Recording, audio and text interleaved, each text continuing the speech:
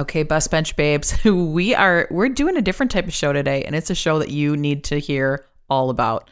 Have you ever had a hot flash and you're like, what is going on? Why do I feel like I'm having an anxiety attack? Have you ever felt ragey? Chances are this is your hormones. Yes, women, I am talking to you. Chances are you're in perimenopause or menopause, and this is something we are going to dive into today.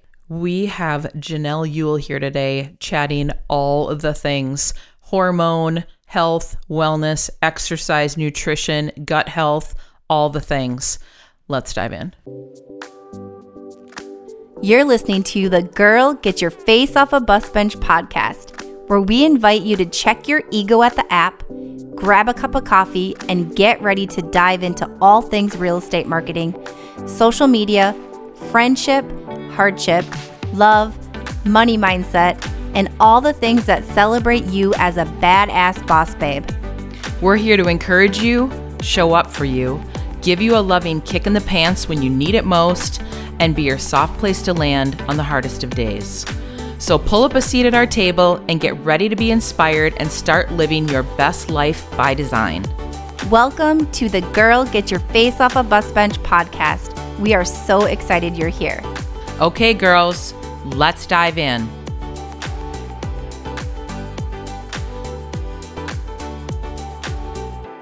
Okay, Bus Bench Babes, I have a special treat for you. Today on the podcast, I have the pleasure of chatting with Janell Yule. She is the co-owner and chief nutrition officer at the Transformation Club, where Janell helps clients lose weight and feel great. She holds a Bachelor of Science degree in health promotion and wellness and a minor in psychology. She is also a certified functional diagnostic nutrition practitioner, a personal trainer, and a yoga instructor. Thanks for being here today, Janell. Thank you so much for having me, Beth. I love it. And I just said that again, right? Ryan says Ryan's in here with us today while we're recording, and he said we should do some merch where I say I love it. So if anyone's interested in that, tell us on social and we'll start getting some merch going. So I've been interested, I had this light bulb moment last week, and I'm doing my meditations in the morning, and I'm thinking all about menopause is bombarding me at every turn, and it's so strange. And I don't know why the universe just is doing this, how the universe does. Yep. And I had told Christy, I said, I think we should be talking about menopause. And she's like, it's going to screw up your algorithm on social media. And I'm like, well, let's be honest. The average realtor in the United States is a woman in her 50s. Mm-hmm. And I fall into that category, but I've been dealing with this for a long time. Yeah. And then I'm like, we need to get someone on the podcast. And then as luck would have it, 2 days later, I'm at a women's networking luncheon for eWomen Network. We're going to give them a shout out.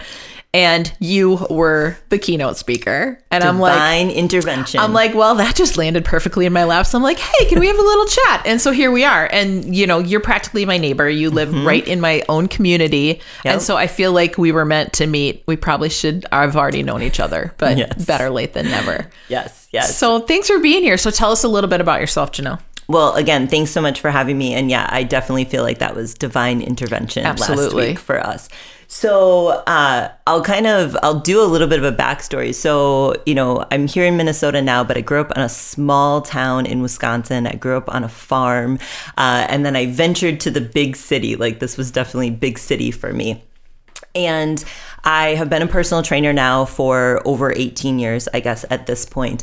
But a little bit about my journey, because I think that has really kind of led me to where I'm at and how I help women today. So I found myself in my late 20s. I was about 28, and I was tired all the time, taking a nap every single afternoon. I used to work a split shift as a trainer. So I'd work early in the mornings, I'd come home, and instead of being able to enjoy my day, I was falling asleep on the couch. I'd go back to work for a few hours. You're like, but I'm healthy. Yes. And I'd come home and fall asleep again. Wow. I was a treat to be around for my, then he was my boyfriend. He's now my husband.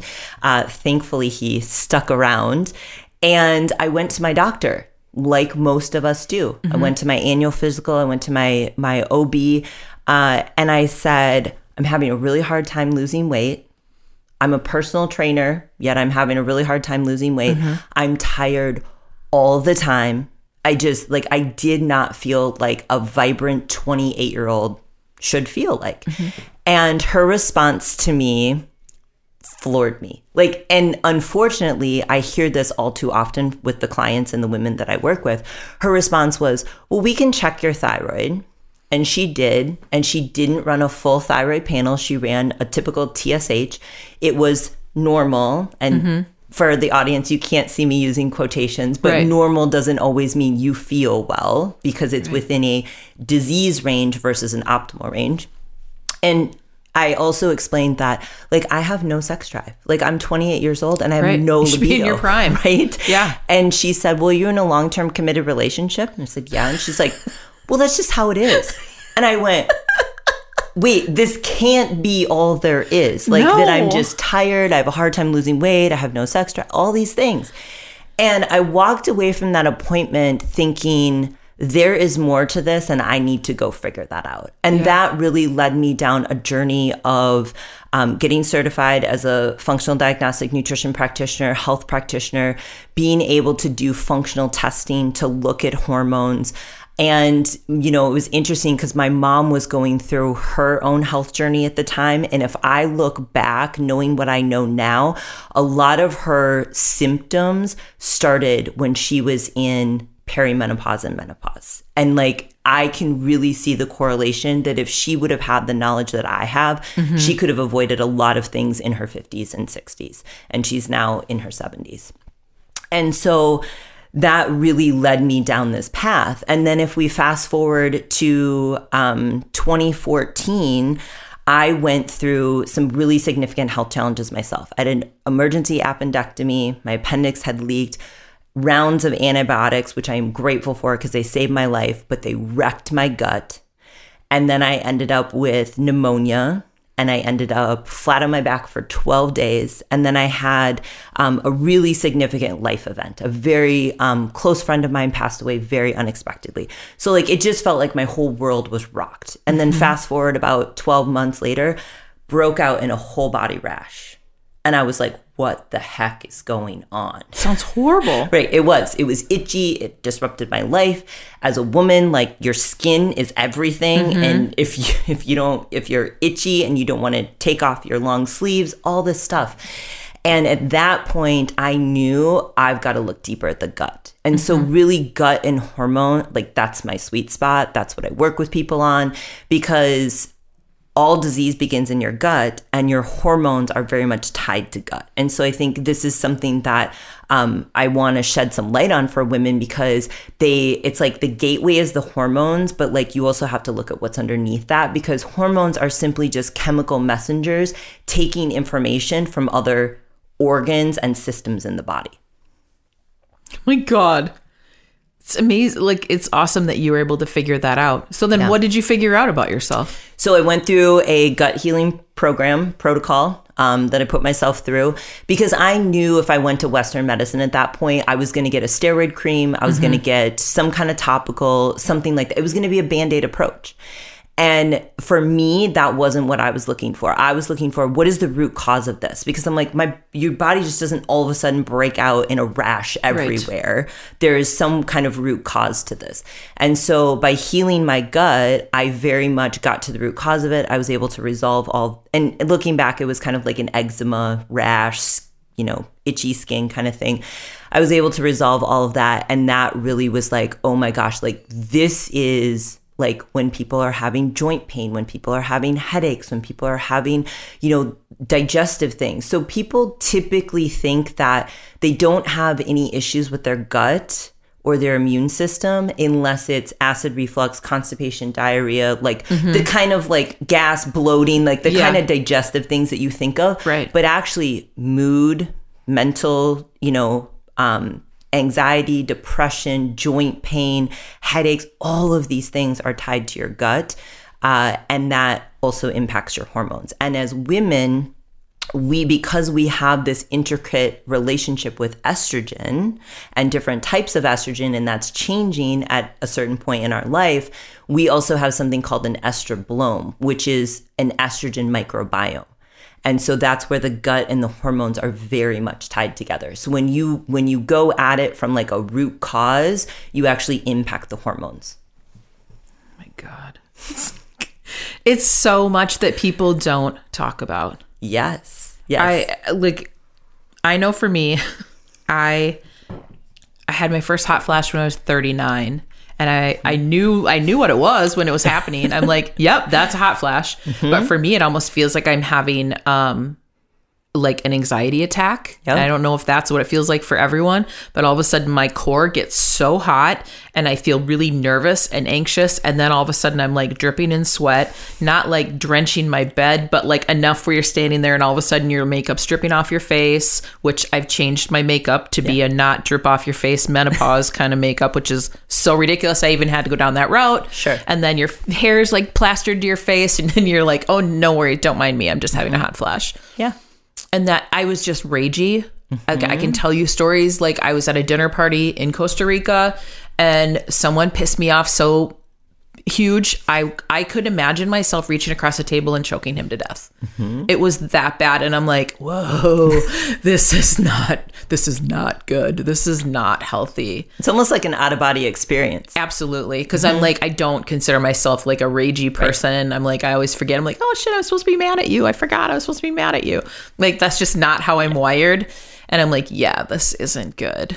And so I'm like, I need to start looking into things. And I started doing the pellets, like the pellets in your butt cheek. Yep. And everyone's like, you put them in your butthole? I'm like, no, in your butt cheek. They're like the size of a Tic Tac and they're slow release. And people are like, oh, so if no one's ever had it, they're like, what is going on?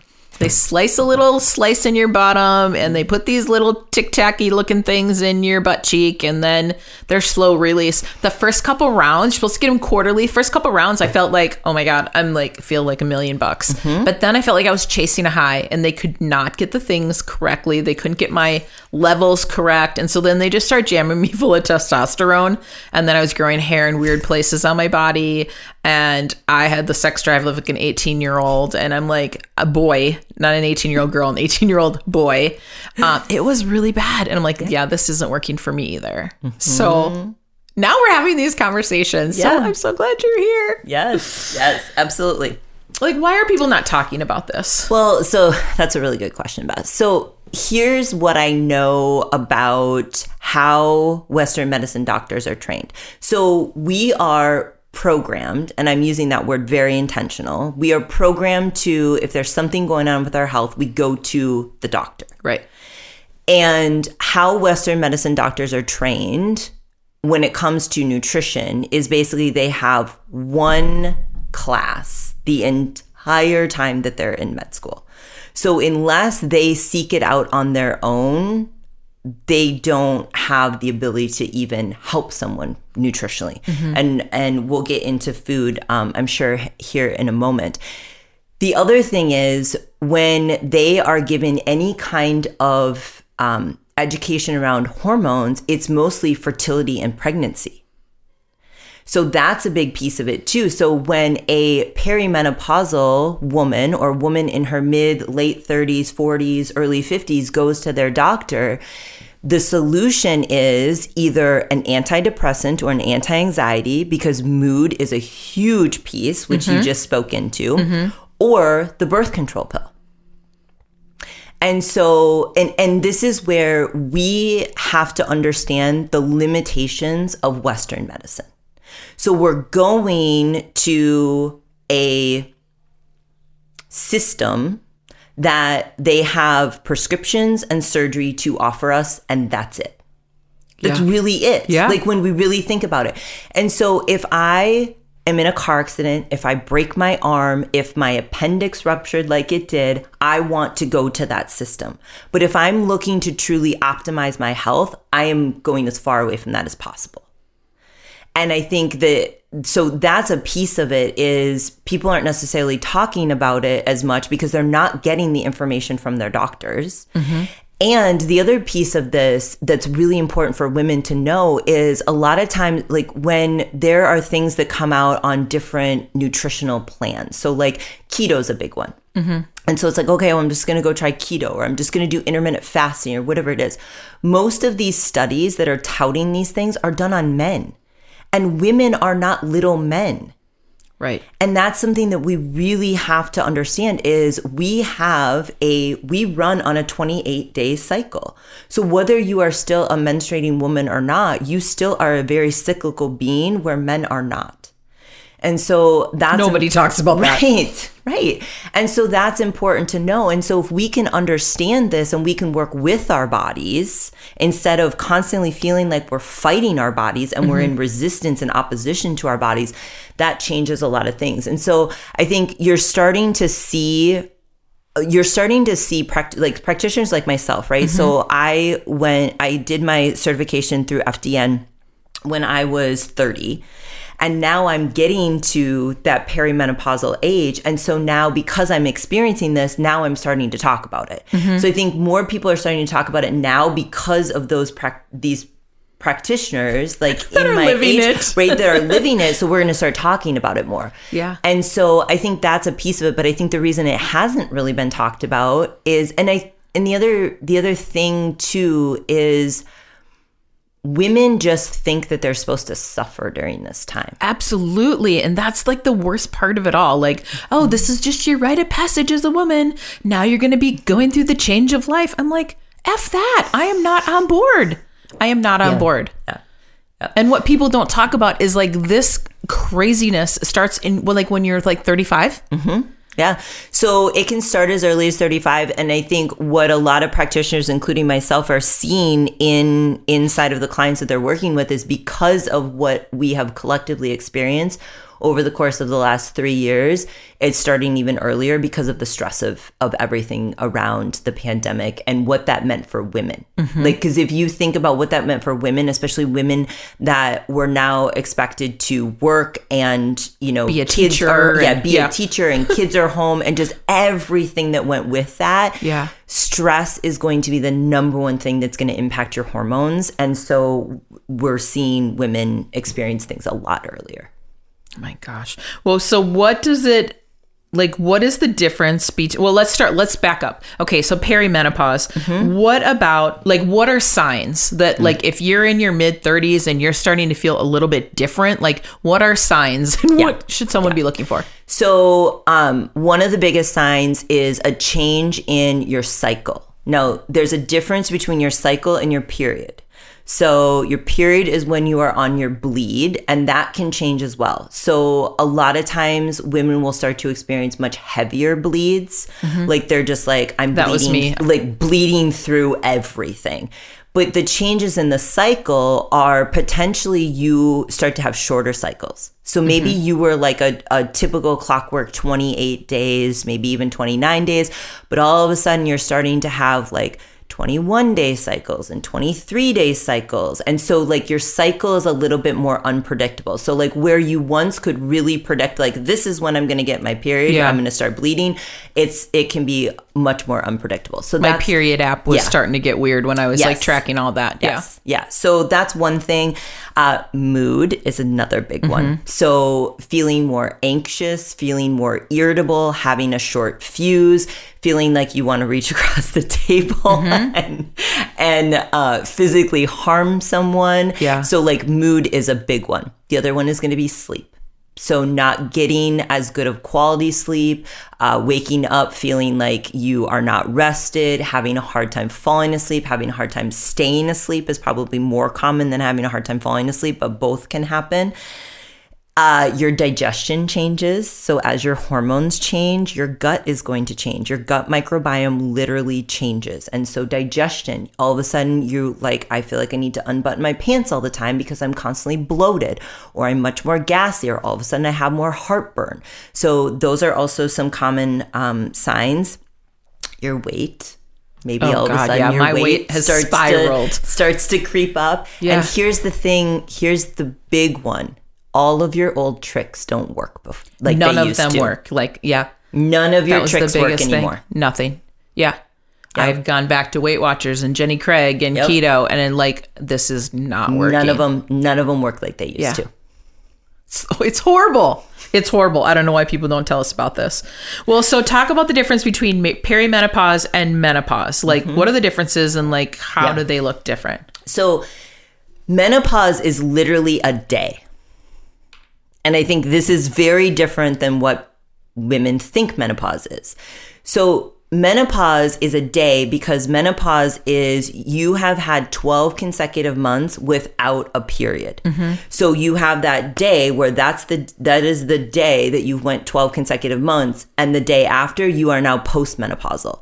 Everything before that, you're perimenopausal. Oh, okay. So perimenopause for some women, like on average, it's going to last 8 to 10 years, sometimes up to even 12 years. So it is a significant amount of time. Yeah.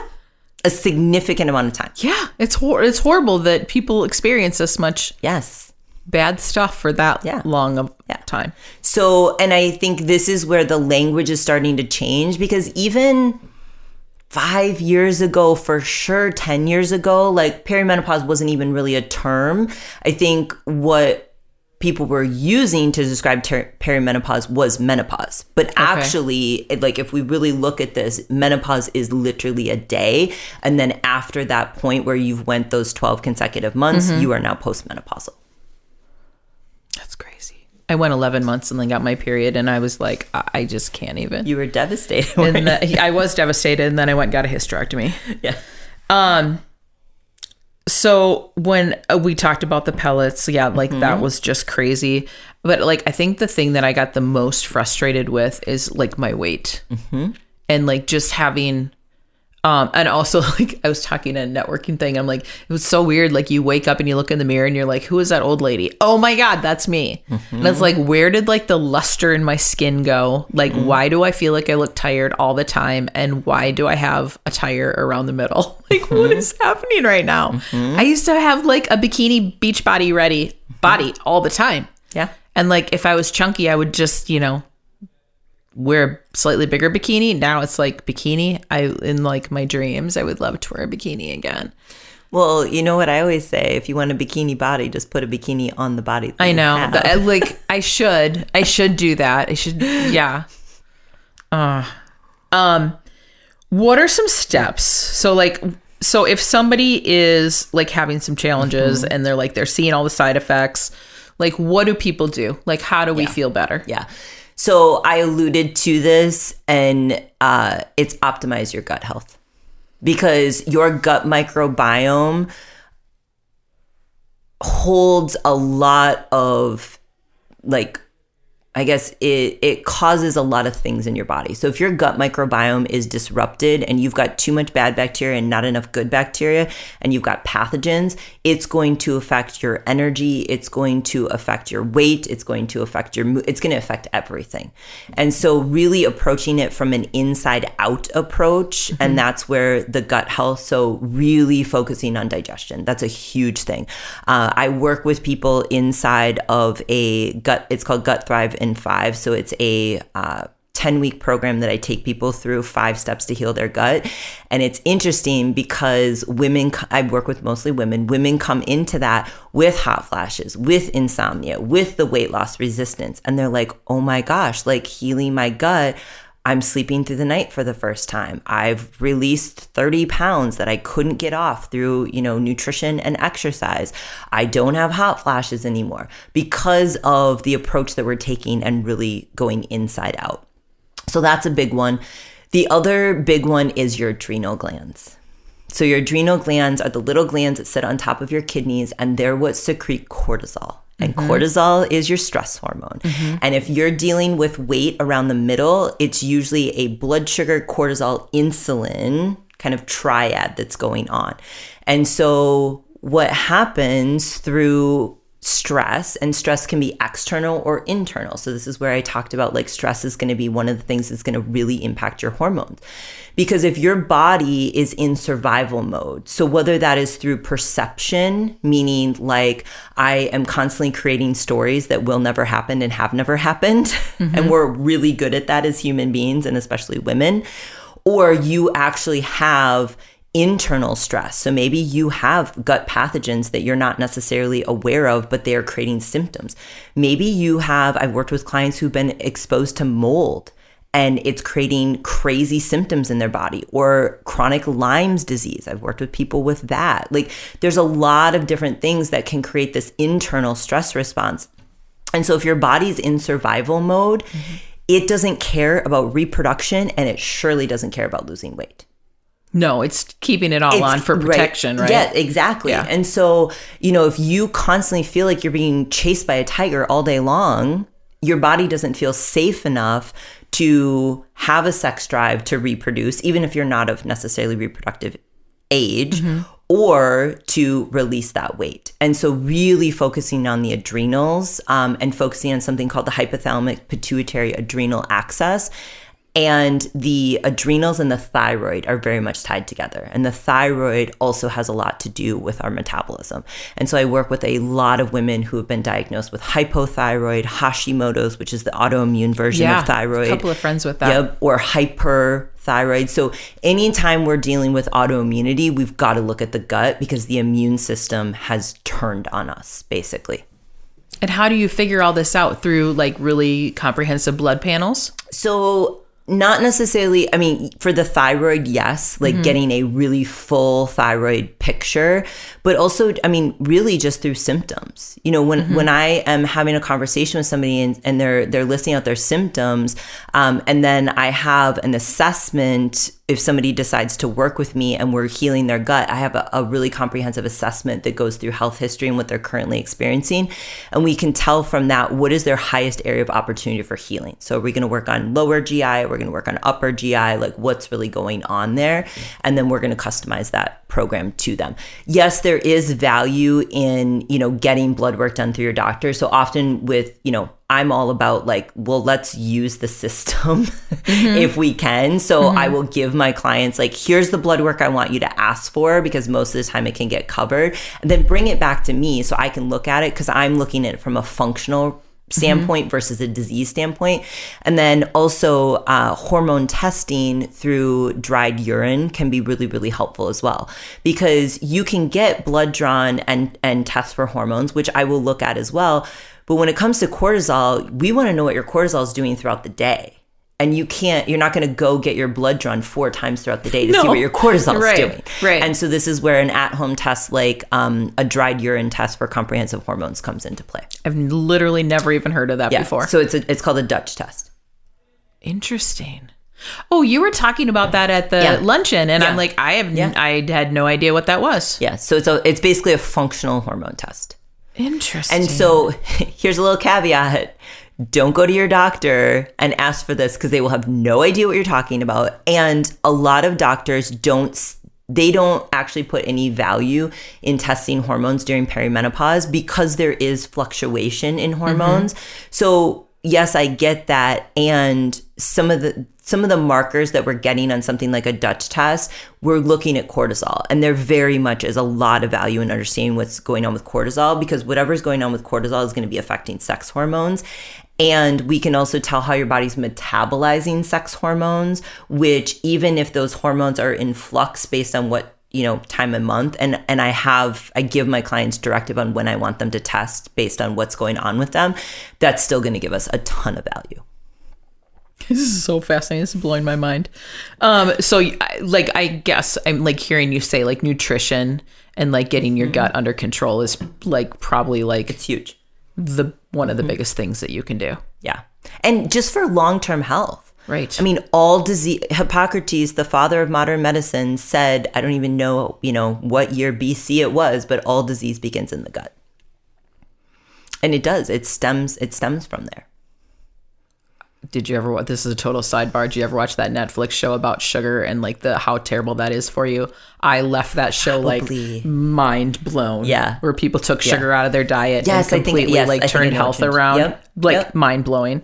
Well, what about exercise and weight management? So like, I know like so many of my girlfriends, we are all struggling with our weight, and we're all looking at each other going, what is actually going on here? Yeah. So that's a really great question. The two most underrated and undervalued forms of movement are strength training and walking. It's not more cardio is not the answer. It's just not. Because that's what we did in our 20s and it worked in our 20s and it doesn't work now. But that's what's also going to send your cortisol through the roof. So I turned 40 almost 2 years ago. Mm-hmm. And for my 40th birthday, you know, most people are like, I want to take a trip to somewhere warm. And I said instead, I want to climb a mountain 13 times.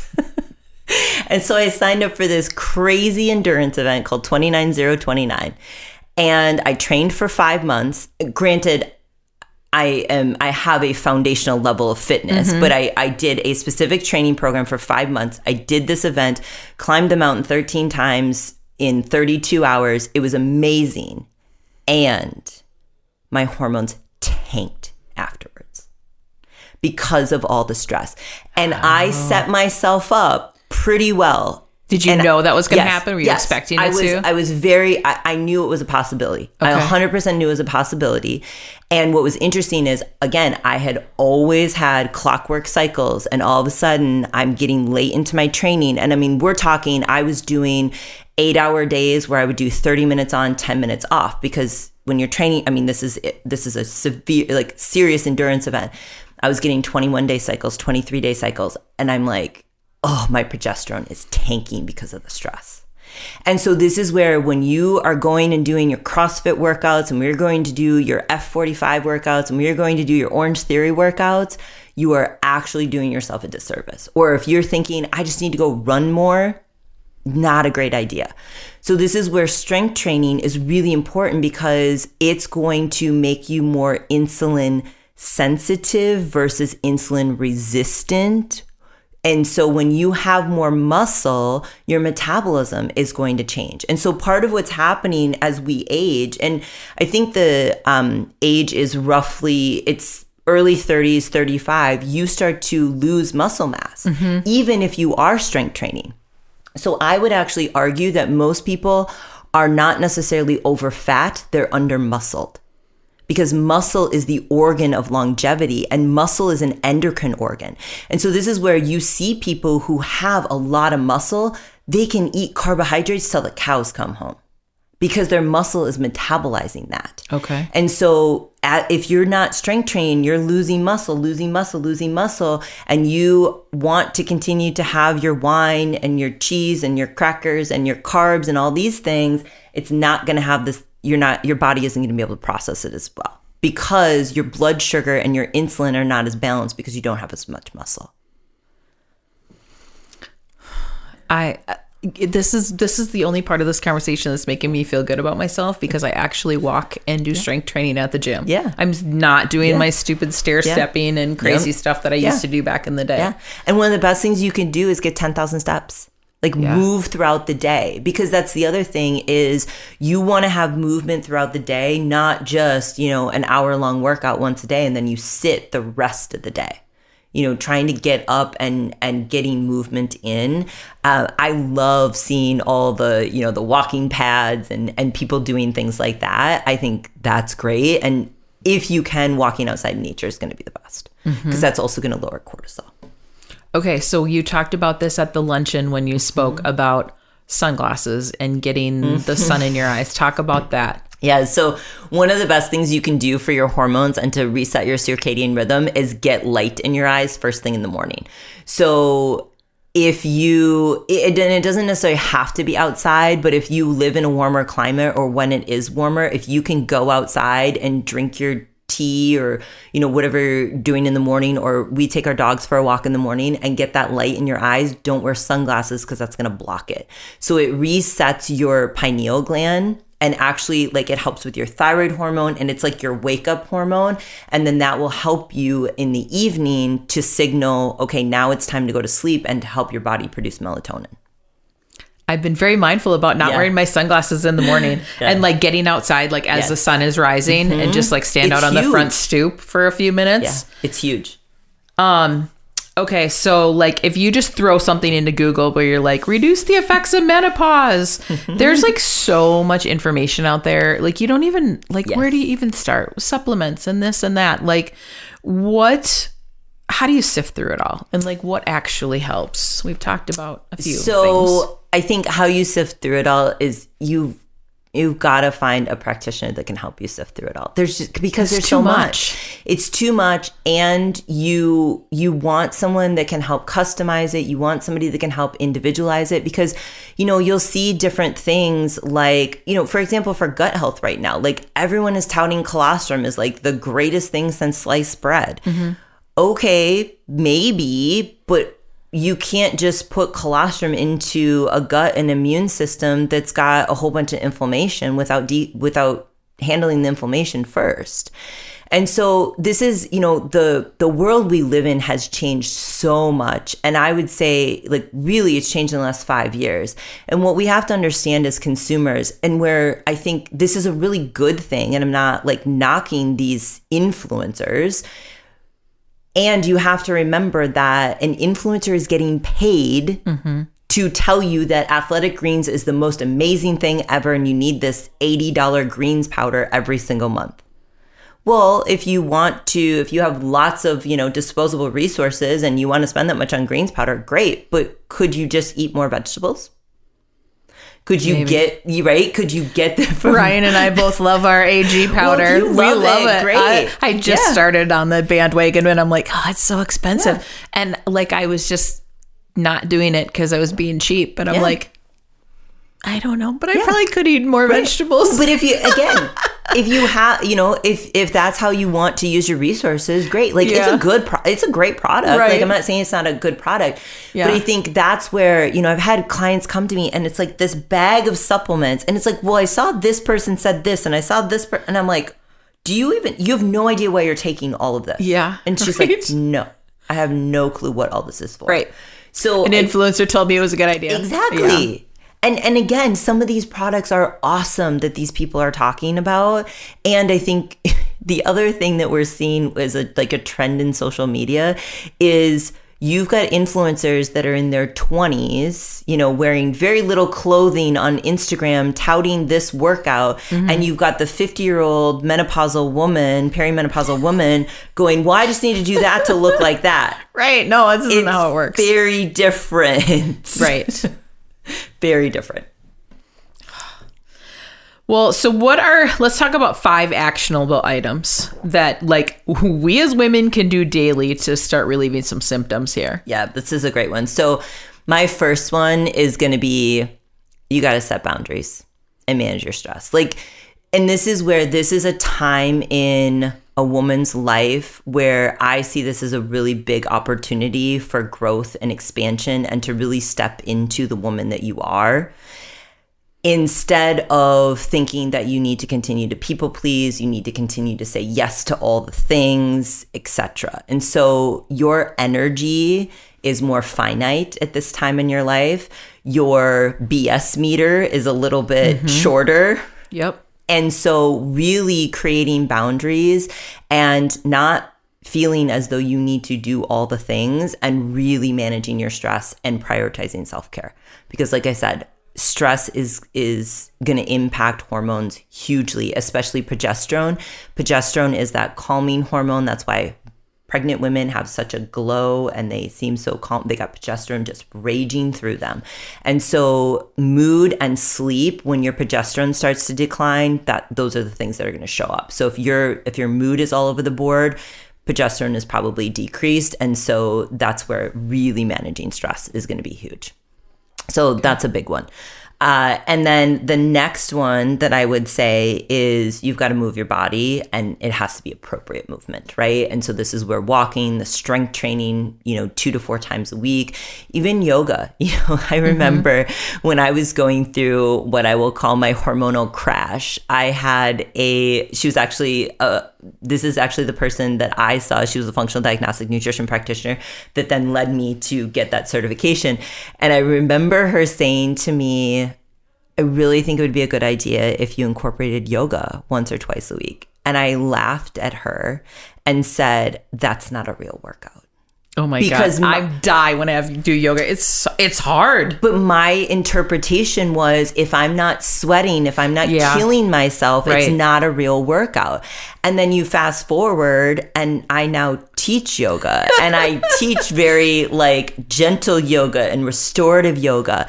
And that literally changed so much for me when I was willing to just slow down. Yeah. And so not thinking that it has to be like this hard workout constantly where I've got to like beat myself down and I got to feel like I got hit by a bus afterwards. Like that's just going to crash your hormones.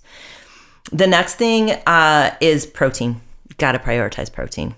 And thankfully, and this is where muscle comes in. Because if you're not eating enough protein, your body's going to break down your muscle and use it for energy. And so, there's a lot of things out there around how many grams of protein. But I think and again, I'm not your practitioner. I don't know your health history. I don't know your activity level. But if I just have to say like at minimum 100 grams of protein a day, but I would say most women probably need to be closer to 120 to 140. Wow. Yeah. And sometimes it's really hard to get that protein in. Mm-hmm. It is. And I have noticed as I've really focused on this, like I have less cravings, my energy is better, like all of these things. And so protein is a big one. The next one is sleep. You gotta sleep. Yeah. And if you're not sleeping, you got to figure out why you're not sleeping. So I shared this during my talk. So Beth has heard this, but each hour of sleep before midnight is worth 2 hours of sleep to your adrenal glands. So ideally, getting in bed and asleep before 10 p.m. is most ideal. So that's a big one. Yeah. The minute, like I have always been a great sleeper, and like if I have a night where I don't sleep well. I have so many girlfriends that don't sleep well, and I'm like, I just couldn't even function. Like, how do people do this day upon day upon day? I'm like, I get ragey just having like one night of not sleeping well. Yeah, I couldn't imagine having a life of not sleeping well. Yeah, me either. I protect my sleep like no other. Yeah, it's so important to me. And the last one is probably something that people may not necessarily expect, and it's around mindset. Like having a gratitude practice, I think is so important because we can get so caught up in this, like I said, this adversarial relationship with our body. Like it doesn't look the same. It doesn't respond the same. It requires different things. And when we're in that place and we're just fighting it instead of trying to learn what is our body trying to tell us at this time and what does it really need, when you can really have gratitude for what your body does for you every single day, that's huge. And I think there really is a mindset piece around this. And again, looking at this time in your life as an opportunity and it can be a really beautiful time in your life, or it can be a really miserable time. And, how you perceive that or what you tell yourself about that is going to be really, really important. And just because you hear everybody else experiencing things, I think sometimes we internalize that and go, well, if everybody else has hot flashes, then I must have hot flashes. Well, is it possible that maybe you won't, or there'll be very minimal? Sure, it is. And so there really is a huge mindset piece around it. We talk about mindset a lot around here on the Bus Bench Babes, and we are all about the gratitude journaling and powerful morning routines and like sitting in silence and doing all those things. And I think that, and no matter what the age, that like totally sets you up for success for your day. It does. And just gives you more things to be grateful for. The universe just keeps landing those in your lap. Yeah. Yeah. And so that's, again, like, what is the expectation you have of this time in your life? What if it could be a time where you like really slow down and you really listen to your body and you learn what it needs? That's going to set you up for postmenopause and what happens after. Because when your ovaries finally say, peace out, like we're done, we've done our job, you still need hormones. They're in much smaller amounts, but I think this is another misconception. You still need hormones. And what takes over that hormone production is your adrenal glands. So if your adrenal glands are like, I'm just trying to keep up with creating cortisol, or I'm not even getting the signal to produce enough cortisol, because too much or too little can create very similar symptoms, then there's no way that it's going to create and make sex hormones. And so then you're just going to be bottomed out. Oh my God. It's so much. I'm so glad you're here to have this conversation. It is. It is. And once you have this knowledge, it changes so much. You know, when I work with somebody over the course of 10 to 12 weeks, the feedback that they give me is like, oh my gosh, now I actually understand how my body works. Because here's the no one is giving us this information. No, not at all. I didn't know until, I mean, I'm kind of embarrassed to say this, but like, I didn't know until well into my 30s that like, you've got 4 phases to your cycle. I just thought there was every other day and when I bleed. That was it. Yeah. No, there's like, you have a luteal phase, you have ovulation, you have a follicular phase. Like you have this different, and your hormones are doing different things at different times in the month. And so and this is where, Beth, you mentioned tracking. I think this can be really important because when you track your cycle and you start to realize, oh my gosh, on day 20, I hate the world and I hate everyone and I hate my life. You don't like, if you have data of like, you look and go, oh my gosh, oh, that's why. Just you having the awareness, you can kind of step back and go, oh, this isn't about the fact that I can't stand my partner and, like whatever, or this isn't about like the world is ending. This is literally, I'm experiencing a hormone fluctuation and I just need to like breathe. Oh my God. Data is power, right? It is. Yeah. Oh my gosh. In a lot of ways. Yeah. No, like in all the good ways.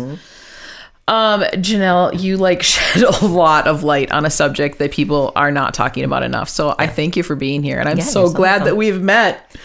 Tell us where people can find you and where they can learn more. Yeah. So our website is thetransformationlife.fitness. So that will also take you. So we have a brick and mortar here in Minnesota, but that will lead you to there if you're interested in in-person things. But on there we have a blog. So I do recipes. We have different articles on the different hormones, mindset, training, all those things. You can find our podcast on there. So we have a podcast, The Transformation Show. We have 250 episodes. I have episodes on hormones, gut health, all those things. You can find us on Instagram. So my personal Instagram is Janell.Yule. So JANELL.YULE. And then we also have a Transformation Life Instagram. So that's probably you guys also have a book. Yes, we also have a book. I always forget about that. The Transformation book. And so, transformation is our thing. So Transformation Life is the overarching brand. And then Transformation Club, Transformation Show, Transformation Book, Transformation Journal. So that I wanted a gratitude practice kind of on steroids. And so I created what is my version of like a 5 to 10 minute journal once a day. You're a badass. And I'm so glad the universe lined this up for you to be here today. Yeah, me too. It's perfect. Well, so with that, like you head over to thetransformationlife.fitness and like learn all the things. That's where I'm heading after the show too. So until next time, bus bench babes, keep your face off a bus bench and keep being the badass boss babes that you are. Okay, girls, are you feeling as inspired as we are? We're over here cheering you on because you just finished another episode of the Girl, Get Your Face Off a Bus Bench podcast. If you want more, head over to girlgetyourfaceoffabusbench.com for show notes and more episodes. And don't forget to subscribe and leave us a 5-star review. They mean the world to us and they're what keep us going. Girl, thanks for being here.